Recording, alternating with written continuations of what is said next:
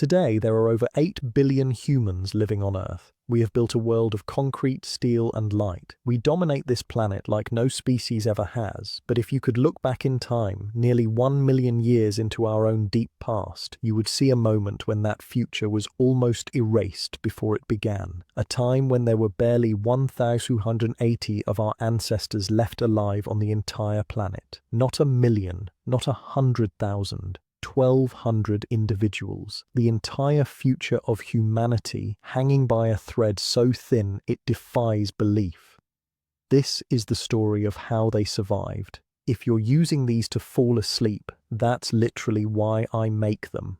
The stories of our ancestors are the most important epics ever told. So subscribe maybe and tell me where you are and what time it is. It's a reminder of the global tribe we've become. Now, before we journey back into the deep past, a world of both paradise and peril, make sure you hit that subscribe button. You don't want to miss what happened to the first of us. Picture this, it is 930,000 years ago.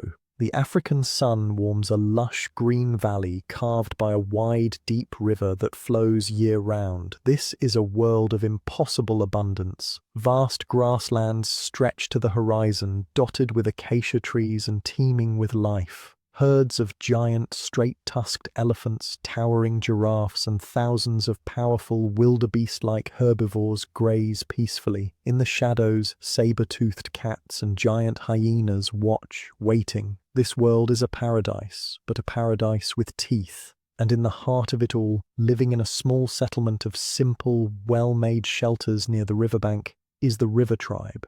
These are our ancestors, not Homo sapiens, but their direct predecessors, perhaps Homo heidelbergensis. They are tall, powerful people with large brains and intelligent, curious eyes. They are a community of maybe 30 individuals, and they are the undisputed masters of this valley. Let's meet them. There is Kale, a young man in the prime of his life. He is the tribe's strongest hunter, his body a network of lean, powerful muscle, his eyes able to read the landscape like a map. He carries a heavy, sharpened wooden spear and a stone hand axe, tools his people have been perfecting for 1,000,000 years. And there is Ilara, a woman whose wisdom is valued as much as any hunter's strength. Her hands are stained with the knowledge of plants, roots, and berries. She is the tribe's memory, the one who teaches the children which leaves can heal a wound and which roots can sustain them when the hunt fails. She is Kale's partner, and together they are the future of their people. A day in their life is a rhythm of survival and community. Kale and a small band of hunters move silently through the tall grass, their communication a complex language of hand signals and quiet clicks. They are stalking a large antelope, their movements a coordinated, intelligent dance. With a sudden, explosive charge, they drive their quarry towards the river, a strategy passed down through countless generations. The hunt is brutal, dangerous, and successful. They will bring meat back to the tribe, a cause for celebration and security.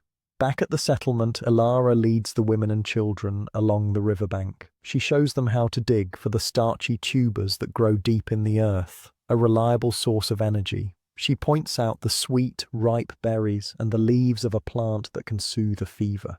There is no sense of desperation here. The earth provides. Their knowledge allows them to receive its gifts. As the sun sets, casting long, golden shadows across the valley, the tribe gathers around a crackling fire. The smell of roasting meat fills the air. This is the heart of their world. Here, food is shared, with the hunters and elders eating first, but ensuring everyone has their fill. Kyle recounts the story of the hunt, not with complex words, but with gestures, sounds, and reenactment, the children watching with wide, captivated eyes. Ilara tends to a small wound on a child's knee with a poultice of crushed leaves. They are a family, a community bound by trust and a shared existence. This is what humanity has been for 1,000,000 years, small groups living in harmony with a world that is dangerous but generous. Their world is governed by predictable cycles. The long rains come when they are expected, turning the grasslands green. The dry season follows, but the river always flows. It is a tough life, but it is a good life. A stable life, but something is changing, something beyond the understanding of the wisest elder. The great, slow rhythm of the planet's ice ages, a predictable 41,000-year cycle, is beginning to shift into a new, far more brutal pattern. Deep in the mechanics of the Earth's orbit, a change is occurring that will plunge the world into a new era of extreme climate instability. For the river tribe, the first sign is almost unnoticeable. The long rains, the ones that have never failed, are a few weeks late. When they finally arrive, they are weak and sporadic. The river, the lifeblood of the valley, does not rise to its usual height. Kyle and the hunters have to travel farther now. The great herds, sensing the growing dryness, have begun to move on, following the promise of distant rain. The hunts become more difficult, the returns less certain. Ilara too feels the change in the earth. The berry bushes are less fruitful. The tubers are smaller, and she has to dig deeper to find them. A quiet anxiety begins to settle over the tribe. The elders search their memories, their stories passed down from the ancestors, but find no precedent for a dry season this long, for a river this low. Kyle stands on a high rock, looking out across the valley that has been his home his entire life. He sees the vibrant green of the landscape fading to a dull, dusty brown. He searches the horizon, looking for the familiar dust clouds of the great herds, but sees only a shimmering, empty heat haze. Ilara looks at the wilting plants and the worried faces of her children, who ask for more food when there is none to give. They did not know it yet. They could not possibly understand the scale of what was happening. But their world, the paradise that had sustained their people for 1,000 generations, was dying. The last good summer was over, and the long drought that was beginning would last for the next 100,000 years. The drought was not an event, it was a transformation. It did not arrive like a storm, but crept in like a sickness, slowly bleeding the life from the land. The river tribe, who had measured their lives by the reliable rhythm of the seasons, now found themselves in a world without a rhythm, a world where the promises of the ancestors were broken. The last good summer was a fading memory, replaced by a new, brutal reality that stretched under a relentless, hazy sun. The river, the great life-giving artery of their valley, was the first to die. For generations, it had been the center of their universe, a source of water, food, and stories. Now they watched it shrink. What was once a powerful, wide current became a sluggish, shallow stream. Then it broke apart into a series of disconnected, muddy pools teeming with dying fish. And then, one season, it did not return at all. All that was left was a vast, winding scar of cracked, sun-baked mud, a ghostly skeleton of the life that once was. The death of the river was the death of their world. Kyle led the hunters further and further from the settlement, their journeys becoming week-long, desperate treks into a silent, barren land. The great herds were gone. The grasslands, once a sea of green and gold, were now brittle, brown plains of dust and thorns. The air was constantly filled with a fine red dust that coated everything, that got into their lungs and their eyes, a permanent reminder of the dying land. Kale, whose skill as a hunter was the foundation of his identity, now returned with nothing but stories of emptiness. He would find the sun-bleached bones of a giant elephant, its tusks pointing to a sky that had offered no water. He would track a herd for days, only to find their trail ended where the animals had collapsed and died from thirst. The failure was a heavy weight on his shoulders. He saw it in the eyes of his tribe, in the gaunt faces of the children. He was a provider in a world that no longer provided.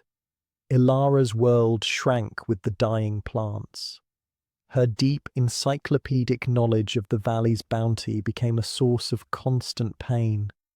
She knew where the sweetest berries were supposed to grow, but now found only withered, thorny husks. She knew the secret places where the most nutritious roots lay hidden, but the ground was now as hard as rock. and the plants themselves had retreated deep into the earth, beyond her reach. The children's cries from hunger became the new, constant sound of the camp. Elara would grind up what little she could find, tough, bitter roots, dry seeds, even bark, but it was never enough. The tribe was starving, and her wisdom, once a source of life, could only postpone the inevitable. A new kind of tension gripped the community. The elders, who held the tribe's history, were lost. Their stories were of a generous world, of a great river that never failed. Their wisdom was for a world that no longer existed. Some argued they must stay, that they must make offerings to the spirits of the ancestors, that the river would return if they only had faith. They looked at the sky praying for a sign, but Kale and Elara saw the truth. To stay was to die. They were young enough to see that the world had changed, and the old rules no longer applied. A choice had to be made, the most terrible choice a people can make, to abandon their home. The decision to leave was an act of grief. This valley was more than just a place to live. It was their identity. The great rock where the first hunters had made a kill, the ancient tree where generations of children had been born in its shade, the riverbank where their ancestors were buried, all of it was being left behind. They were not just leaving a place, they were leaving themselves. One morning, the small, diminished band of survivors turned their backs on the skeletons of their homes and began to walk, a desperate, straggling line of about 20 figures moving through a vast, hostile landscape, becoming refugees on their own planet. The journey was a brutal filter. The world outside their valley was even worse than they had feared. It was a wasteland of rock and dust, punctuated by the skeletal remains of dead forests. The sun was a physical enemy, beating down with a fury they had never experienced. Thirst became the only thing that mattered. They learned to follow dry riverbeds, digging frantically in the sand for a few precious muddy mouthfuls of water. Hunger was a constant companion. The hunters, once the proud providers of meat, were now reduced to scavengers. They chased lizards, dug for insects, and fought with giant hyenas over the scraps of a carcass. Every sunrise was a question. Could they survive one more day? The journey took its toll. The oldest elder, the one who held the oldest stories, was the first to fall. He sat down one afternoon and simply refused to go on, his eyes looking back towards a home that no longer existed. They had to leave him. It was a brutal, heartbreaking necessity. A young child, weakened by hunger, succumbed to a fever. Her mother held her for a day, refusing to let go, until Kale had to gently lead her away. The 1280 survivors was not just a statistic. It was a story of 1,000,000 such heartbreaks, of families and tribes being whittled down, one soul at a time. Their culture, too, was a casualty of the journey. The evening fires were small, functional things, meant only for warmth against the surprisingly cold nights of the arid land. There were no stories, no laughter. Hope was a resource even scarcer than water. After weeks of wandering, the tribe was at its breaking point, a ghost of the strong, proud people they had once been. Kyle, on a final desperate scouting mission, climbed a high, rocky ridge, his body screaming with exhaustion. He had led his people into this empty wasteland, and he had failed them. He looked out at the endless expanse of brown and red, a dead land under a dead sky. This was the end. He lay on the dusty ridge, his strength gone, ready to join the spirits of his ancestors. But as the first faint light of dawn broke across the landscape, it caught something in the distance. A dark line on the horizon, a deep shadow that didn't move, a great crack in the world. It was a canyon, a place of unknown dangers, but it was also a place of shadows, a place that might, just might, hold water. For the last starving members of the river tribe, it was either a tomb or a cradle. It was the only choice they had left. Hope is a strange and powerful thing. For the last starving members of the river tribe, it was a mirage, a trick of the light seen by a desperate man on a desolate ridge. Kyle, his body broken by thirst and exhaustion, had seen a dark line on the horizon, a canyon, a crack in the dead world. He carried the vision back to his people, his voice a hoarse whisper, his words painting a picture of a last, desperate chance. It was enough. With a final collective act of will, the handful of survivors, less than 15 now, rose to their feet and began to walk towards the shadow, a final march towards either a cradle or a tomb. The journey took 2 more days under a sky the color of rust. The landscape was a monotonous hell of rock and dust, littered with the bones of creatures that had not been as lucky as them. But as they drew closer to the dark line Cale had seen, something changed. A subtle shift in the air. It was still hot, but the heat no longer felt like the inside of a furnace. A faint, almost imperceptible coolness rose from the ground. Then they saw it. A single twisted, hardy tree clinging to life on the edge of the great chasm. It was the first living tree they had seen in what felt like a lifetime. It was a sign. Their descent into the canyon was like a journey into another world. The high, red rock walls rose up on either side, shielding them from the brutal sun and the dust-choked wind. The temperature dropped with every step they took. The oppressive silence of the wasteland was replaced by a new sound, the faint echo of their own footsteps, and something else, a quiet, musical whisper. They followed the sound, their pace quickening, their hearts pounding with a feeling no one had felt for a very long time. And then they found it. Tucked into an alcove at the bottom of the canyon, bubbling out from a crack in the rock, was a small spring feeding a pool of crystal-clear water. The moment was one of pure, overwhelming salvation. The survivors fell to their knees at the edge of the pool, weeping openly. They plunged their faces into the cool, clean water, drinking until their bellies ached. The children, who had known only thirst and dust, splashed and laughed, their voices echoing off the canyon walls. It was the sound of life returning. For the first time in months, they were not dying, they were living. This hidden canyon, this secret oasis in the middle of a planetary graveyard was their refuge. It was their new home. In the days that followed, they explored their new world. The canyon was not the vast, abundant paradise they had lost. It was a small, contained ecosystem, a miniature world with its own set of rules. The spring was the heart of it, a reliable source of water that, while not a great river, was enough. The high walls offered not just shade, but shelter. Ilara discovered a network of shallow caves, carved into the sandstone by ancient winds. They were dry, safe and defensible, perfect protection from the elements and the few desperate predators, like the giant hyenas that still roamed the deadlands above. And there was food.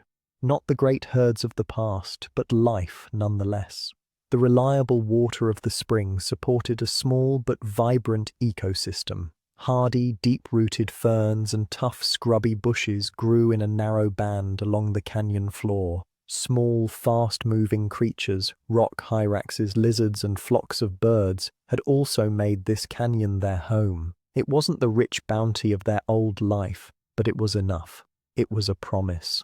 Cale's role in the tribe began to change. The skills of the long-range pursuit hunter were useless here. He became a trapper, a strategist of the small spaces. He spent his days learning the habits of the canyon's creatures, setting simple but effective snares, and teaching the younger boys how to hunt silently in the enclosed space.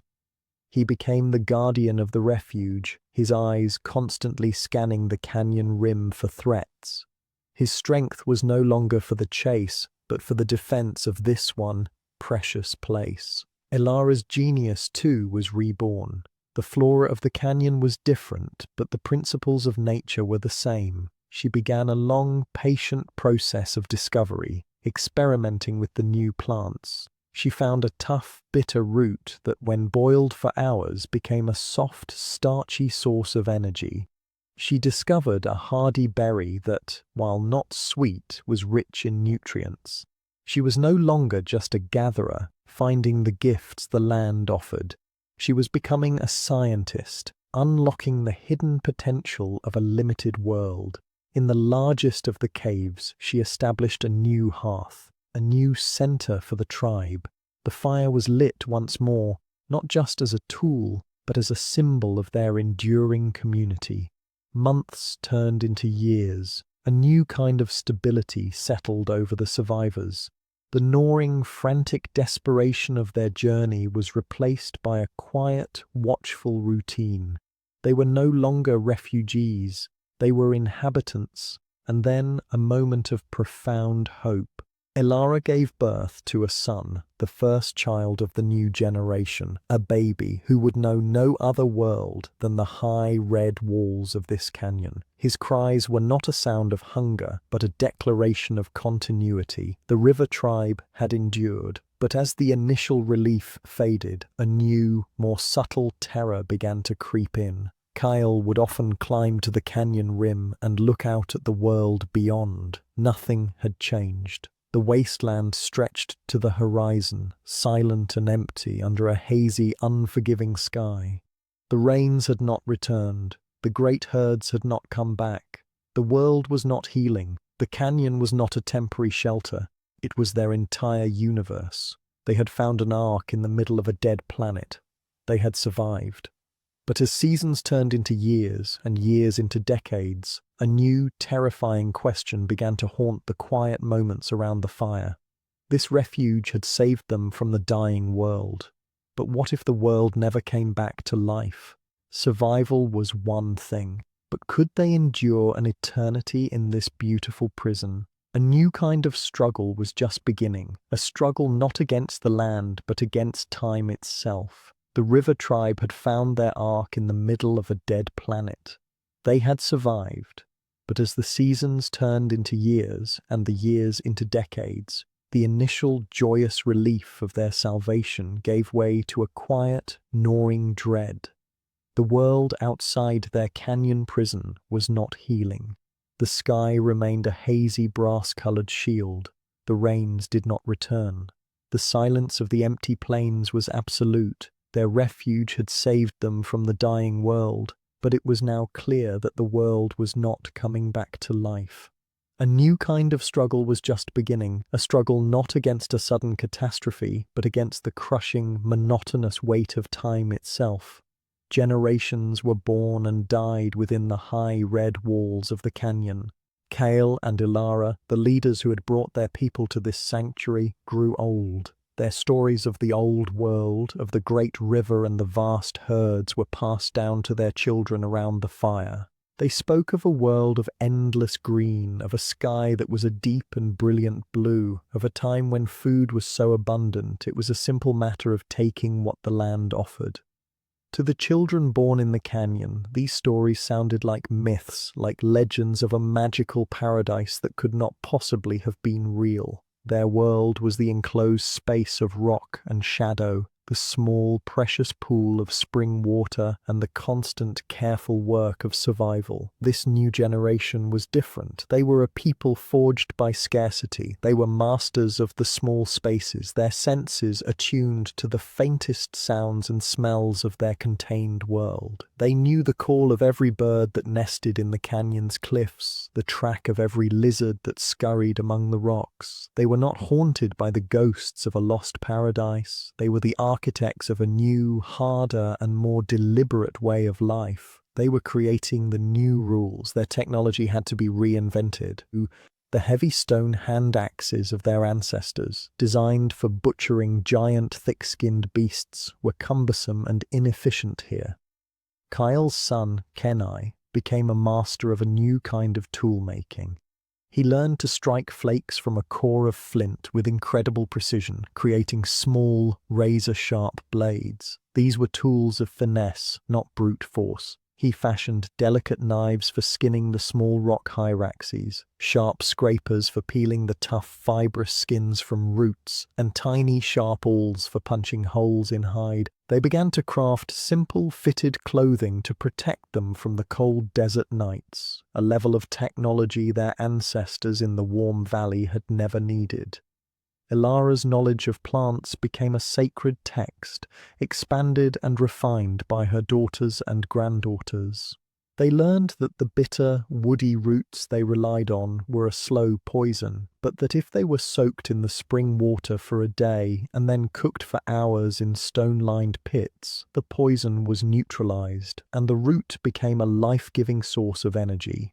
This was no longer just gathering, it was processing. They were becoming the world's first food scientists. Their laboratory, the canyon floor, their experiments driven by the simple, brutal need to unlock every last calorie from their limited world. Even the water, their source of life, was managed with a new kind of intelligence. The tribe learned to dig small, shallow channels from the spring's overflow, directing a trickle of precious water to small, hand-tended patches of the most nutritious plants. It was a tiny, fragile form of agriculture, a first hesitant step toward controlling their own food supply. Every drop of water was sacred, but the greatest change was in the tribe itself. In a tiny, isolated population where every individual was essential, social rules became the most important technology of all. Cooperation was no longer a choice. It was the fundamental law of their society. Conflict was a luxury they could not afford. The sharing of food was absolute. The care of the sick and the young was the entire tribe's responsibility, and the transfer of knowledge became their most sacred duty. The stories of the old world became more than just memories. They became lessons. The story of the great journey became a cautionary tale of what lay beyond the canyon walls. Every skill, how to knap a flint blade, how to track a bird to its nest, how to leach the poison from a root, was taught obsessively to every child, ensuring that the hard-won lessons of their survival would never be forgotten. But this long isolation was having another invisible effect. Something was changing not just in their culture, but in their very blood. What happens to a species when it is trapped in a genetic cage for 100,000 years? The ghost of the bottleneck began to reveal itself. Sometimes a child would be born frail or with a strange weakness. The tribe had no way of knowing about genetics, about the dangers of inbreeding in a population so small. They could only see it as a sign of the world's lingering sickness, a shadow that even their refuge could not completely keep out. Life was fragile, and the invisible forces that governed it were a constant, terrifying mystery. They had learned how to survive. They had created a new set of rules for a broken world, a culture of intense cooperation and meticulous knowledge. They had adapted their technology, their diet, and their society to fit inside their beautiful prison. But the greatest change of all was yet to come. It would not be an innovation they created, but a change that would happen deep inside their own bodies, unnoticed. A biological accident, a random mutation in a single child that would alter the very blueprint of humanity and, in the crucible of this tiny, isolated canyon, set the stage for the future of the entire species. For 1,000 years, the river tribe lived within the stone walls of their refuge. 10 lifetimes, then 10 more. 100 generations were born and died in the shade of the canyon. The stories of the old world, the world of the great river and the endless herds, passed from the realm of memory into the realm of myth. The children born into this new world could no more imagine a vast green plain than we could imagine a sky with 2 suns. Their reality was the rock, the spring, and the constant, meticulous work of survival. They had created a new culture, a new set of rules, a new way of being human, all designed to keep the last spark of their people alive in a world that had forgotten them. But the long isolation, the endless cycle of generations within a tiny closed community, was having an invisible effect. A ghost was stalking them, not a predator from the world outside, but a phantom from within. It was in their blood. In a vast, sprawling population, the river of genes is wide and deep. But for the river tribe and the few other pockets of survivors like them, that river had been squeezed into a dangerously shallow stream, and in this genetic cage, something happened that would change the future of our species forever. The story focuses on a new birth in the tribe many generations after Kale and Alara. A young woman named Lyra gives birth to a son, Tarek. He is born healthy, a joyous occasion in a world where every new life is a precious victory against the encroaching silence. But as Tarek grows, the tribe's wise woman, the descendant of Ilara's line, notices something different about him. He seems to possess a strange resilience. He survives a childhood fever that has taken others. He recovers from a wound with a speed that seems unnatural. There is a vitality in him, a strength that seems to come from a deeper, unseen source. The tribe has no way to explain it. They see it as a blessing from the spirits of the ancestors, a sign that their long ordeal might one day end. They see Tarek as a child of hope. They were right. But the source of his strength was not a blessing from the sky. It was a random accident that happened deep inside his cells. A genetic event of such staggering rarity that it has happened only a handful of times in the entire history of life. In that one child, Tarek, born into a tiny, isolated population on the brink of extinction, two of our ancestral chromosomes, which had been separate for millions of years of evolution, fused together. They simply merged into one. It's like taking two chapters from an ancient book and, in a single random printing error, binding them together as one. The story is the same, but the structure of the book is forever changed. This single microscopic event is the reason why we, modern humans, have 46 chromosomes, while our closest living relatives, chimpanzees and gorillas, have 48. The proof of this ancient fusion is a scar that all 8 billion of us carry in our DNA today.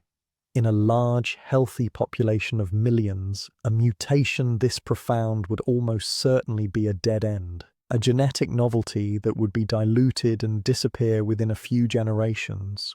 But in a tribe of a few dozen, in a world where the total human population was barely over 1,000, the rules of genetics are different. Evolution is supercharged. Tarek, with his unexplained resilience, grew into a strong and successful man. He became a great provider for his tribe, his skills honed by the strange, new vitality that flowed in his veins. He had many children, and his children, inheriting his fused chromosomes, were also strong. They too survived the hardships of life in the refuge at a higher rate than others. Over the course of many generations, a quiet, internal shift occurred within the river tribe. The lineage of Tarek, the carriers of the new chromosome, thrived. They had more children who survived to adulthood, who then had more children of their own. Slowly, relentlessly, the genetic accident spread, not by conquest, but by simple, quiet success. Until one day, every single member of the river tribe carried the same molecular signature. The tribe had been genetically reforged. They didn't know it, but they had become the first members of a new kind of humanity. Today, scientists can look at our own DNA and see the evidence of this event with breathtaking clarity. They can look at our chromosome 2, the second largest of our chromosomes, and see the exact spot where the fusion happened. In the middle of this chromosome, where no such thing should exist, are the dormant, ghostly remnants of telomeres, the protective caps that are normally found only at the very ends of a chromosome. It's like finding the weld marks where two massive steel beams were fused together. It is the forensic evidence of the most important single genetic event in human history, preserved in our cells for 900,000 years. But was this just a random accident that happened to spread? Or did this fusion actually do something to help our ancestors survive? Some scientists believe it was a key part of the story. The point where the two ancient chromosomes fused is located near a host of genes that are critical for brain development and function. It is possible, even likely, that the act of merging these two massive pieces of genetic code altered the way these genes were regulated. It might have been the trigger that unlocked a new potential in the human brain. Back in the canyon, the descendants of Tarek were not just healthier, they were perhaps becoming more innovative. They were the ones who perfected the new, smaller tool designs. They were the ones who discovered new ways to store food through the driest seasons. The genetic bottleneck was a pressure cooker, and the chromosome fusion was a random ingredient thrown into the pot that just happened to make the final recipe better. The tribe had been transformed from the inside out. A biological accident, a random quirk of fate in a single child had given them a new, more resilient blueprint for survival. But even with this new, hidden strength, they were still prisoners. Prisoners of the canyon and prisoners of time. For thousands of generations they had endured. But what is the cost of such an impossibly long struggle? What happens to the mind and the soul of a species that lives on the very brink of extinction for over 100,000 years? The greatest challenge was not in their bodies, but in their memory. The river tribe had been reforged from the inside out. A genetic accident, a random fusion of their very chromosomes, had given them a new blueprint for survival. But even with this hidden inner strength, they were still prisoners. Prisoners of a canyon that had become their entire universe, and prisoners of a force far more relentless, time. For thousands of generations they had endured. But what is the cost of such an impossibly long struggle? What happens to the mind and the soul of a species that lives on the very brink of extinction for over 100,000 years? The greatest challenge was not in their bodies, but in their memory and their blood. 117,000 years. It's a number so vast it's almost meaningless. It's not just a long time. It is 20 times longer than all of recorded human history, from the first pharaohs of Egypt to the present day. Imagine the entire story of civilization, the pyramids, the Roman Empire, the Age of Exploration, the Industrial Revolution, the Internet. Imagine all of it happening 20 times over. That is the length of time the river tribe and the few other pockets of survivors were trapped in their ordeal. Generations melted into one another like layers of sand. The stories of the old world, the epic tales of Kale and Ilara and the Great Journey were now ancient myths. They were told around the fire by the tribe's storyteller, the words repeated with sacred precision. But the meaning was fading. The children who listened could no longer truly comprehend a world with a great flowing river or endless herds of giant animals. The story of their home valley was now a legend of a lost paradise, a dream time when the world was young and generous. Their only reality was the hard red rock of the canyon and the constant quiet struggle for one more day, and a new invisible enemy was stalking them. Scientists today call it the extinction vortex. It is a downward spiral that traps tiny isolated populations. The tribe didn't have a name for it. They only knew its effects. They saw it in the sad, quiet way a child was sometimes born frail, unable to thrive. They saw it in the way a simple wound would sometimes refuse to heal, succumbing to a sickness that their ancestors would have easily fought off. They saw it in the seasons when few children were born at all, as if the very spark of life in the tribe was growing dimmer. The narrator of our story, the voice of science, can explain what they could not. With a population so small, their gene pool had become a shallow pond, not a deep river. Harmful mutations which would normally be diluted and disappear in a larger population could now become common by pure chance. This is called inbreeding depression. It saps a population of its vitality, lowering fertility, weakening immune systems, and making every single life a more precarious gamble. The genetic ghost of the bottleneck was always with them, a constant threat from within. Let's step into the shoes of Mara, a young woman of the tribe, many thousands of generations after Ilara. She is the new keeper of the plant law, the tribe's healer. She is wise, and she knows the ancient ways. She knows which leaves to crush to soothe a fever, which barks to chew to ease a pain, but she is troubled. She sees that the remedies that worked for the ancestors in the stories sometimes fail now. She sees the children struggling with a fragility that the legends never spoke of. She does what she can, her hands a source of comfort and care, but she is fighting an enemy she cannot see or understand. She can only pray to the spirits of the canyon and hope that the next child is born strong. The psychological weight of their existence was immense. For 100,000 years, the world beyond the canyon rim was a forbidden zone, a land of death described in their oldest stories. This created a deep cultural agoraphobia, a fear of open spaces. The canyon was safety, the world outside was oblivion. This fear, while a vital survival tool, also kept them trapped, limiting their resources and their future. Every individual carried a crushing burden of responsibility. In a tribe of a few dozen, every death was a catastrophe. The loss of a skilled toolmaker meant fewer effective tools. The loss of an elder meant a library of knowledge went with them. The loss of a young woman meant a blow to the tribe's future.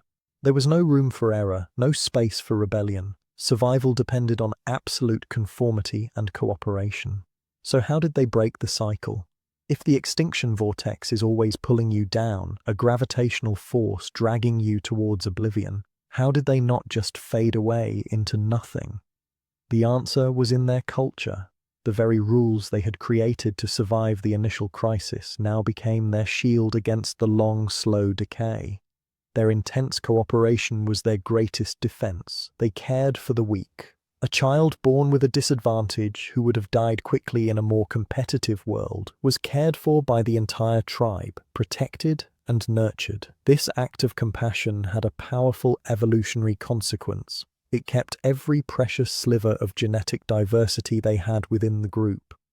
Their obsession with storytelling and teaching became their lifeline. The stories of Kyle and Alara were more than just myths. They were a source of profound identity and purpose. They were the river tribe. They were the ones who had survived the great journey. This shared history, this belief in their own exceptional resilience, gave them the will to continue when all logic said they should have vanished.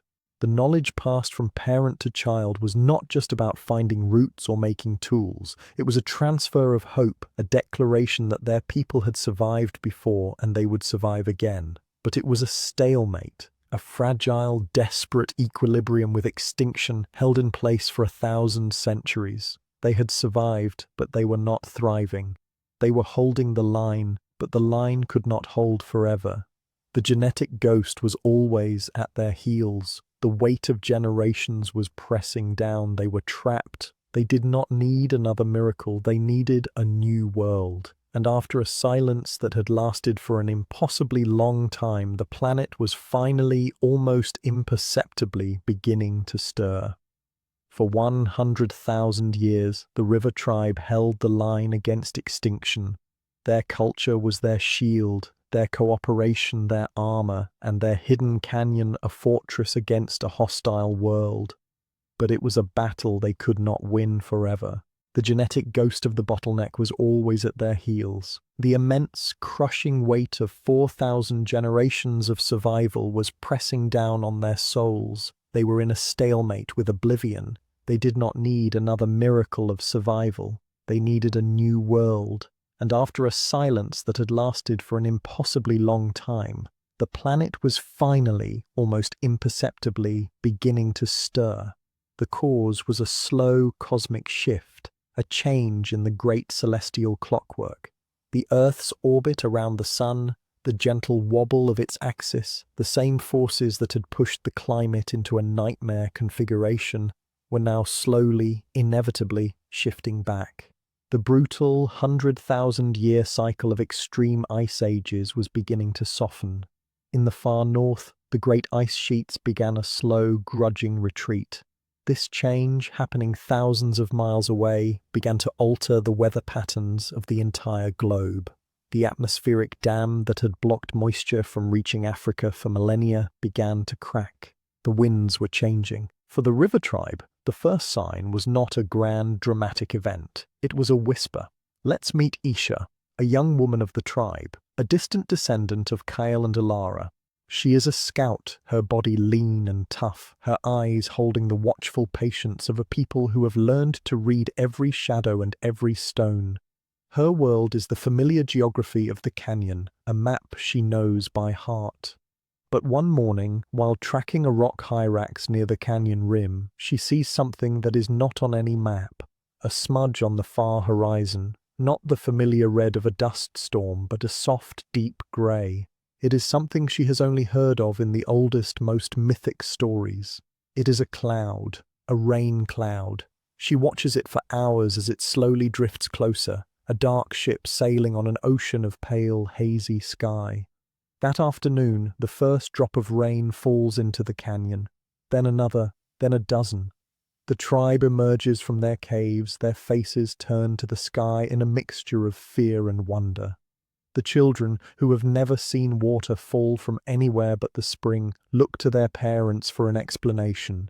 The elders, their faces etched with the memory of 1,000 dry seasons, stare in disbelief. It is not a storm. It is a gentle, steady drizzle. But to them, it is a miracle. They stand in the open, letting the cool water run over their skin, washing away the dust of 100,000 years.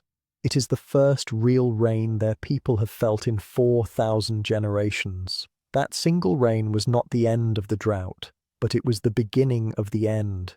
The next season, the rain returned, a little heavier this time. The season after, it stayed for a week. The spring at the bottom of the canyon, the tribe's source of life, began to flow stronger, the pool rising higher than anyone could remember. And then the true miracle began. On the barren plains outside the canyon, the world began to turn green. Hardy, pioneering grasses, their seeds having lain dormant in the dust for ages, began to sprout. Small, tough shrubs followed. For the first time in an eternity, the color of life was returning to the dead land.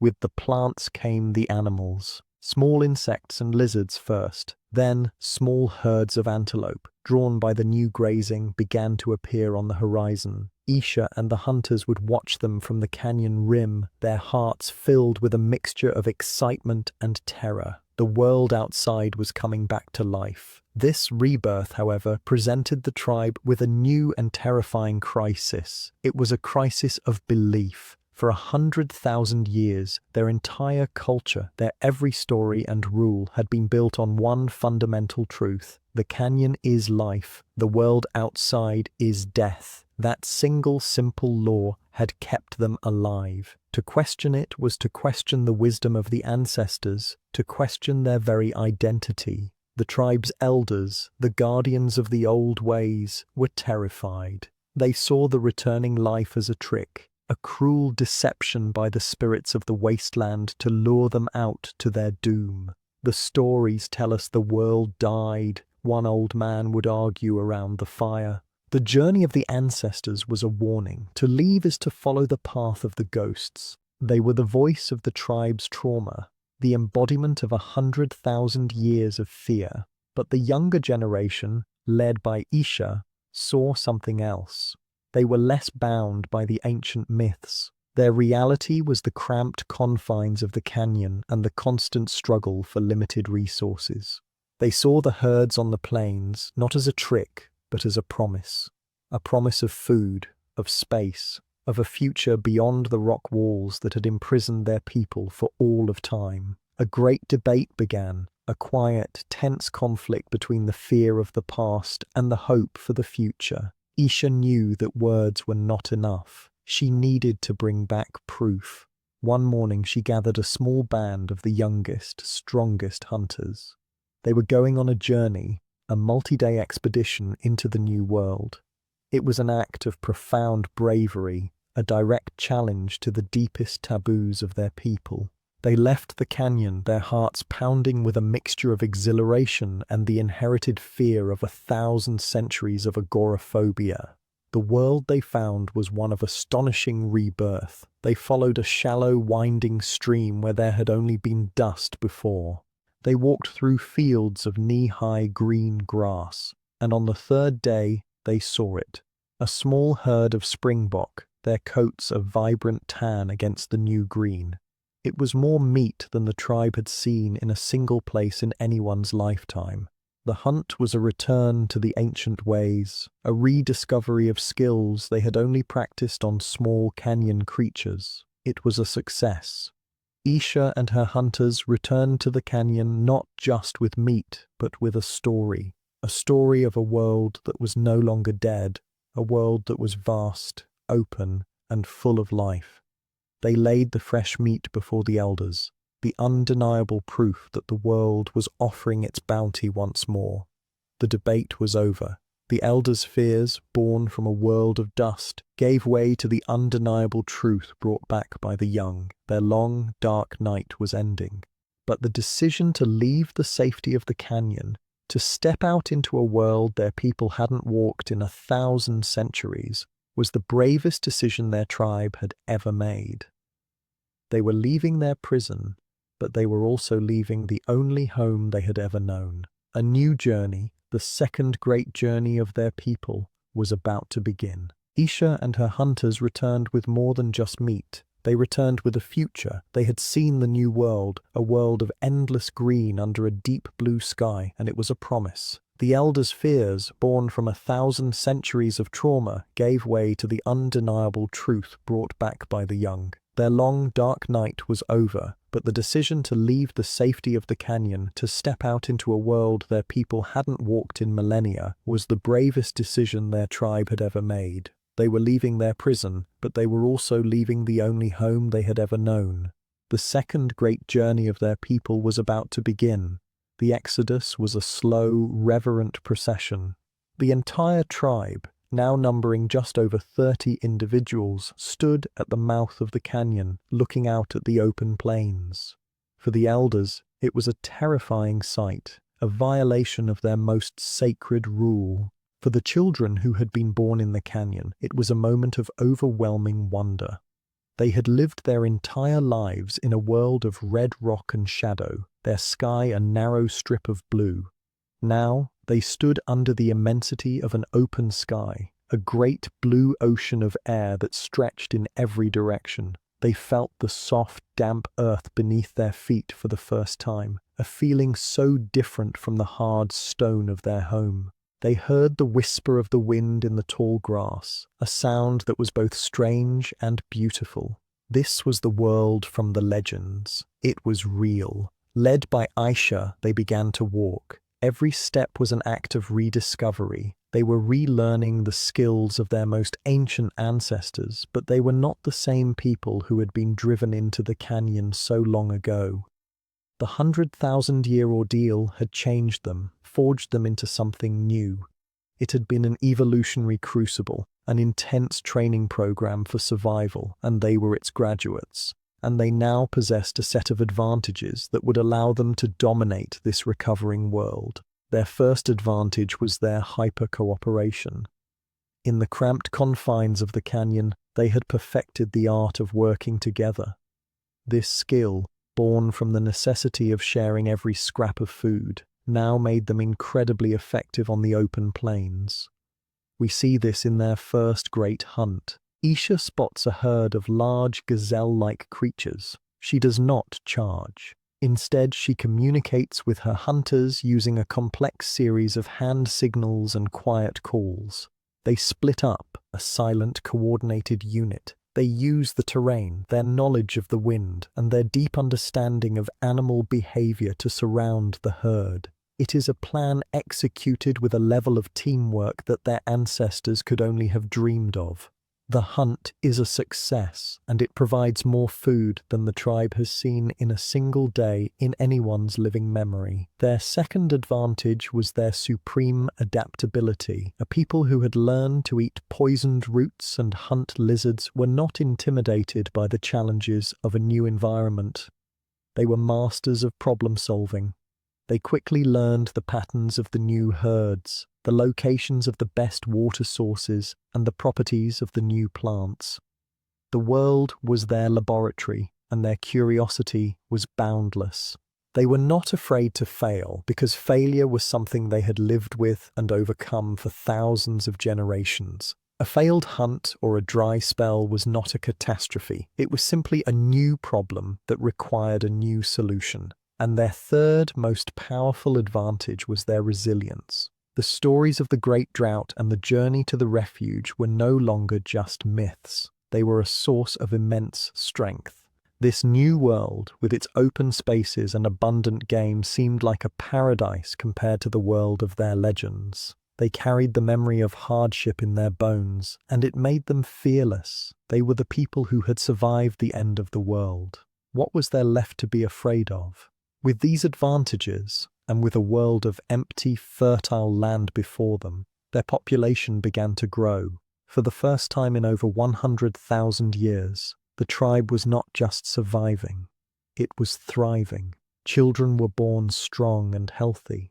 The gaunt, worried faces of the elders were replaced with the confident smiles of a people with a future. Within a few generations, their numbers had swelled. The single tribe of 30 became 2 tribes, then 4. Isha, now a wise elder herself, watched as her grandchildren led their own bands into new valleys, following new rivers. The great expansion had begun. The 1,280 survivors scattered across the continent were becoming thousands, then tens of thousands.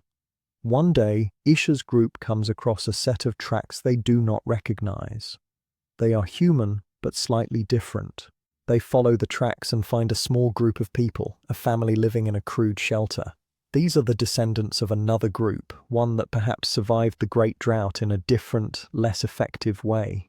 They are gaunt, their tools are simpler, and their eyes hold a deep fear. They had survived, but they had not been forged in the same crucible as the river tribe. Isha and her people do not see them as enemies, they see them as lost cousins. They share their food, they share their knowledge of tool-making and fire. The new family is slowly, peacefully absorbed into the larger, more successful culture of the river tribe. This is how the genetic legacy of the ultimate survivors, their fused chromosome and their unique adaptations, spread across the recovering continent, becoming the universal inheritance of all humanity. The children of the refuge had become the masters of the world. They spread across the continent, their numbers swelling, their knowledge growing with every generation. They were a single unified people, forged in the same fire, carrying the same genetic signature of their ordeal. But this unity, born from a shared history of survival, was not destined to last. As they expanded into new lands, encountering new climates and new challenges, their great family was about to split apart. Their very success would drive them down different paths, branching into new lineages that would ultimately give rise to every kind of human that would ever walk the earth. The children of the refuge had become the masters of the world. They spread across the African continent, their numbers swelling from a few dozen to tens of thousands, their knowledge growing with every generation.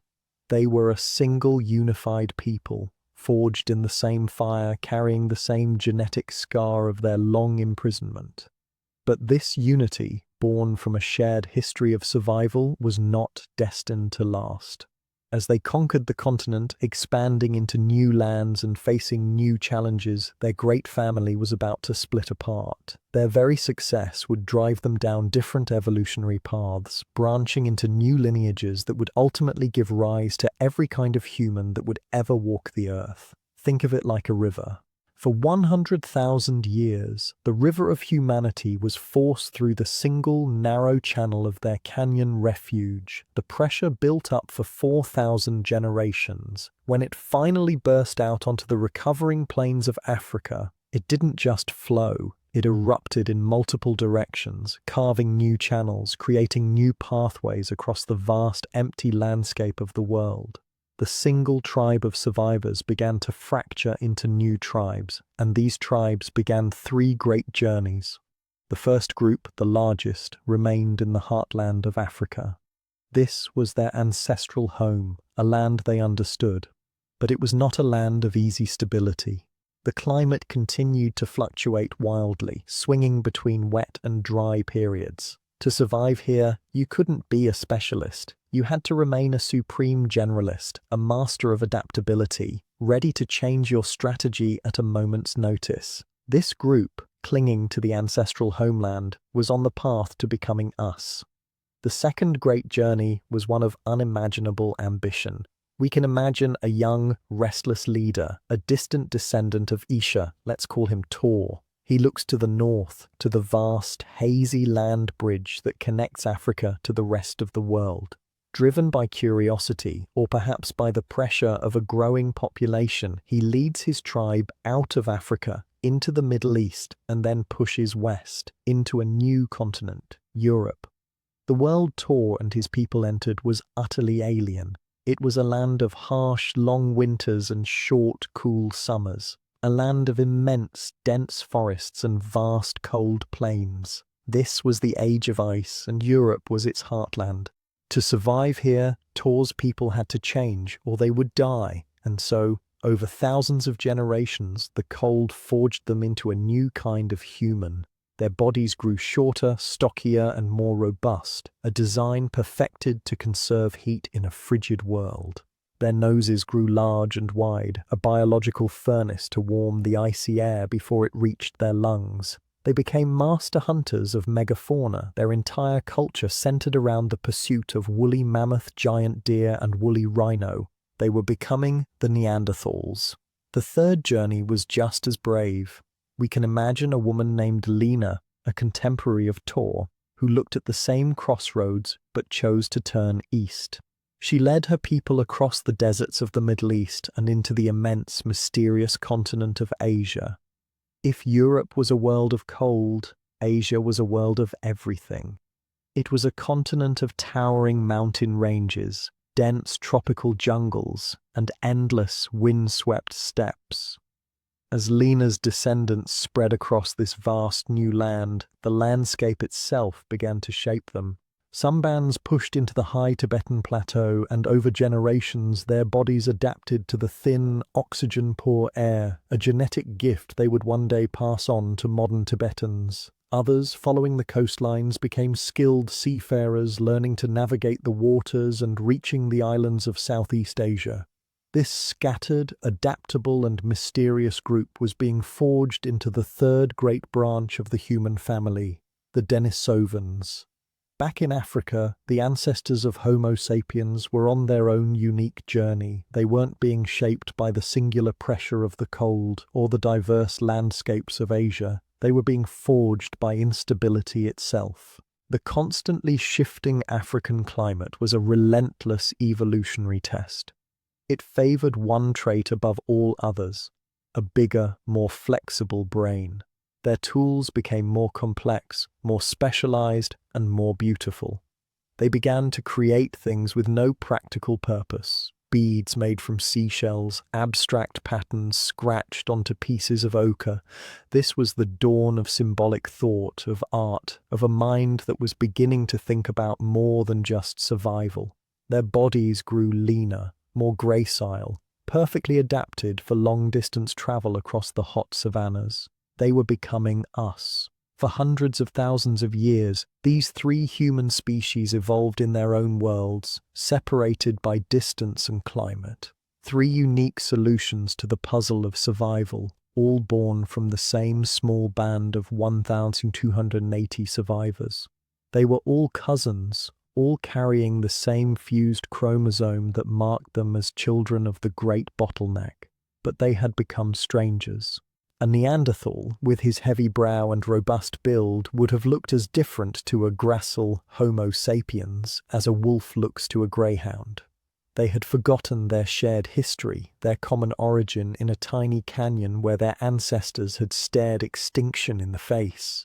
They were now the rulers of the planet, each the undisputed master of their own domain. The Neanderthals perfected their European homeland. They developed sophisticated stone tool technologies, learned to haft stone points onto wooden spears, and created the first known glues from birch bark. Most remarkably, they began to bury their dead with care, a sign of a mind that could contemplate mystery and loss. The Denisovans in Asia became masters of their diverse environments, from the highest mountains to the farthest islands. And in Africa, our direct ancestors continued to refine the mental toolkit that would one day allow them to conquer the world. Complex language, social networks that stretched across vast distances, and an unparalleled ability to innovate and adapt. The children of the river tribe had conquered the world, but in doing so, they had become strangers to each other. Three human species, three unique and successful expressions of humanity, now stood on the earth. They were all born from the same fire of a near-extinction event, but they were not destined to share the world. One of them, the one forged in the unpredictable heart of Africa, was about to begin a final great journey, a journey that would bring them face to face with their long-lost cousins, and in a final dramatic act decide the ultimate fate of all humanity. The children of the river tribe had conquered the old world, but in doing so they had become strangers to each other. Three human species, three unique and successful solutions to the puzzle of survival, now stood on the earth. They were all born from the same fire of a near-extinction event, their bloodlines forged in the same canyon refuge, but they had forgotten their shared history. One of them, the one forged in the unpredictable heart of Africa, was about to begin a final great journey. A journey that would bring them face to face with their long-lost cousins and, in a final dramatic act, decide the ultimate fate of all humanity. Around 70,000 years ago, a small band of our direct ancestors, Homo sapiens, left Africa. They were driven by the same restless spirit that had led Tor to Europe and Lena to Asia hundreds of thousands of years before. When they entered the Middle East, they encountered their cousins for the first time in an eternity. Picture that moment. A tall, gracile Homo sapiens hunter, a descendant of Aisha, crests a ridge. In the valley below, he sees another group of hunters. They are human, but different. Shorter, immensely powerful, with heavy brows and faces built for the cold. They are a family of Neanderthals. For a moment, the two groups stare at each other across the gulf of 400,000 years of separate evolution. They are strangers, rivals, but they are also family. We know from the story written in our DNA that what happened next was complex. They competed, they fought for the best territories, but they also recognized each other as people. They interbred. Today, every person of non-African descent carries a small percentage of Neanderthal DNA.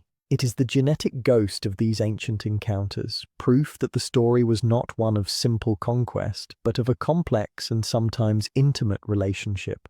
The same story played out when our ancestors moved into Asia and met the Denisovans. But why are we the only ones left? Why did Homo sapiens, our lineage, survive while our powerful, intelligent cousins vanished? The answer brings us back to the great bottleneck, back to the refuge. The Neanderthals had been forged by the predictable cold of Ice Age Europe. The Denisovans were specialists, adapted to the diverse but specific environments of Asia. But our ancestors, the ones who stayed in Africa, had been forged by instability. Their world never settled down. It was a landscape of constant, unpredictable change. They were not selected for strength in one environment, but for the intelligence and flexibility to survive in any environment. The Neanderthals were like a finely tuned racing car, perfect for a specific track. Our ancestors were an all-terrain vehicle, not as perfect for any single track, but capable of handling whatever came next. This flexibility was our ultimate weapon. Our social networks were larger and more complex. Our language, honed by the need to adapt constantly, was likely more sophisticated. Our tools changed and improved with every generation, while Neanderthal technology remained stable for 100,000 years. We were not stronger. We were not necessarily smarter, but we were more adaptable. And in a world of constant climate shifts, the supreme generalist will always eventually outcompete the specialist. One by one, our cousins faded into history, leaving their faint genetic echo within us. By 20,000 years ago, we were the last humans on Earth, and so here we are, 8 billion of us. We have built cities that glow like captured galaxies, created art that can touch the soul, and developed sciences that allow us to read the story of our own creation from the code hidden inside our cells. Every single one of us is a direct, unbroken link to that tiny, desperate tribe in the canyon. The fictional story of the river tribe is over, but their true story lives on in you. That fused chromosome, the genetic accident that happened in the child Tarak. It is in every cell of your body right now. It is the permanent, unerasable scar of our near-death experience.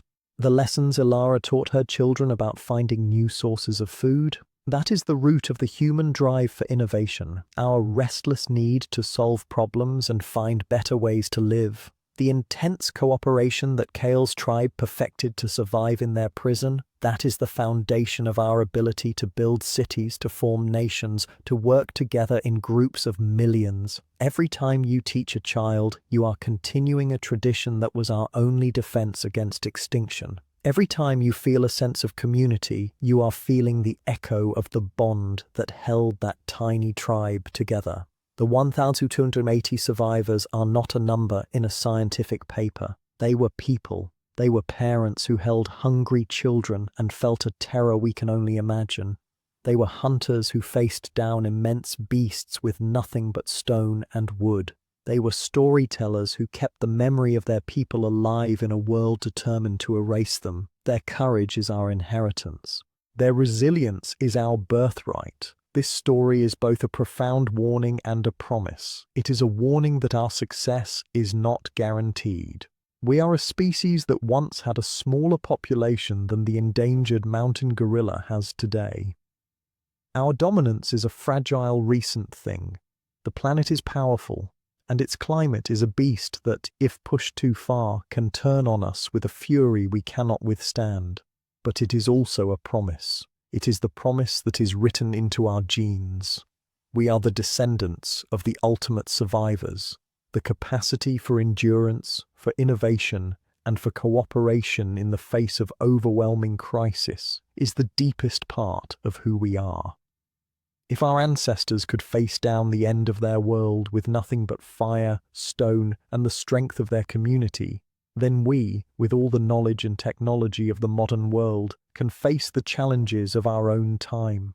The bottleneck is over. The great journey has led to us. We are living proof that even in the longest, darkest night, a few sparks of hope carried in the hearts of a few brave people can be enough to relight the entire world.